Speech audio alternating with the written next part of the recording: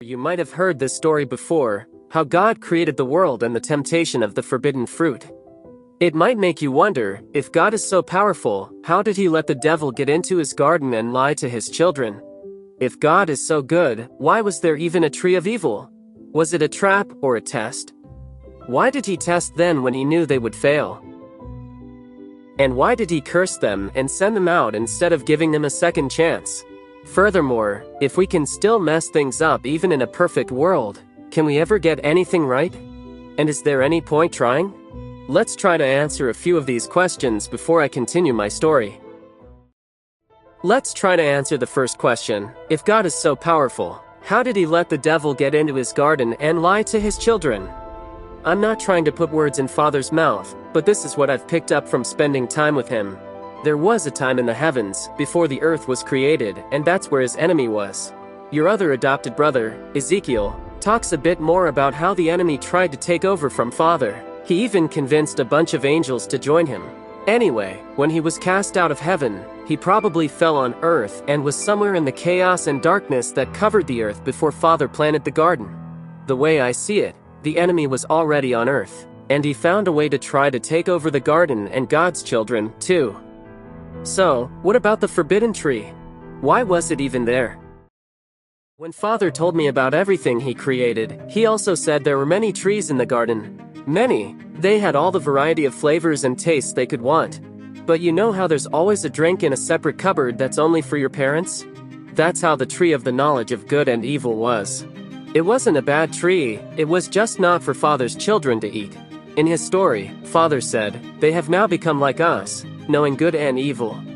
Well, it's like moving out of home before you've learned how to handle paying bills, or driving a car before you've passed your driving test, or having sex before you've learned how to handle complex romantic emotions. You may do it, but you're not supposed to. It wasn't a test or a trap, it was just a rule, like you can't drink wine until you're old enough, or you can't vote until you're 18. If you're forced to do any of these things before you're mature enough, the weight of responsibility that comes with it can feel like it's killing your soul. No parent wants that for their child. So why did he send them out of the garden? Yes, Father sent them out of the garden, but it's not like he sent them out of the whole world. They were still in the world he had created, and they still talked all the time. It's kinda like if your parents find you playing with the kitchen knives or sneaking into their wine stash, so they locked the cupboard to keep you out of it. Since his children had just disobeyed a major house rule, he had to separate them from other valuable things in the garden. Specifically, he had to lock up the tree of life to protect it. They also grew old enough to have their own children. I'll share the story of Cain and Abel soon, and you'll see that they were actually still talking to Father all the time. I think Father would have loved for them to have kids and still live in the garden, but when they disobeyed and ate the fruit, they were basically saying they wanted to be independent, to live separate from Father, make their own choices and run their lives anyhow they wanted. So that's what happened. It's just that, trying to live life separate from Father is very difficult. And that's exactly what the enemy wanted. Okay, I'll answer this last question, then I have to continue my story. If we can still mess things up even in a perfect world, can we ever get anything right? And is there any point trying?